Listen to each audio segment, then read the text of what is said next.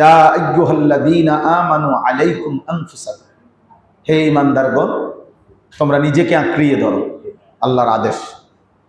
এই শব্দটার অর্থ এটাই, ইয়া আইয়ুহাল্লাযীনা আমানু কু আনফুসাকুম, হে ঈমানদারগণ তোমরা নিজেকে বাঁচাও। ওয়ালা তুলকু বিআইদিকুম ইলা তাহলুকা, তোমরা নিজেকে ধ্বংসের দিকে ফেলে দিও না, ঠেলে দিও না। ওয়াসতাবির আলাইহা, আল্লাহ তাআলা বলেন তুমি আল্লাহর বিধানের উপরে দৃঢ়তার সাথে জমে থাকো, মজবুতির সাথে থাকো।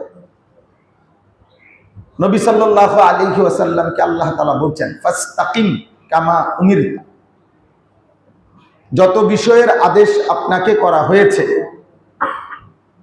সব বিষয়ে আপনি নিজেকে মজবুত রাখুন। নবীজিকে আল্লাহ তাআলা বলছেন লা তুকাল্লাফু ইল্লা নাফসাকা, শরীয়তের সমস্ত হুকুম আপনি কিন্তু নিজের ব্যাপারেও আদিষ্ট, মানে আপনাকেও আদেশ করা হয়েছে, কিন্তু এটা মনে রাখবেন। অর্থাৎ এই পরিমাণ মানুষকে বলছি যে নিজের ঈমান আমলের খবর রাখতে পারি নাই,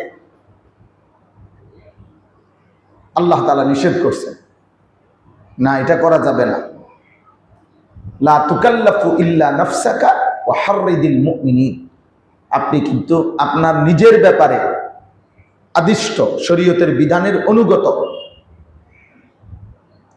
এবং আপনি ঈমানদারদেরকে উৎসাহিত করতে থাকুন, ঈমানদারদেরকে বলতে থাকুন ঠিক আছে, কিন্তু নিজের ব্যাপারে কিন্তু আপনি যত্নবান থাকুন।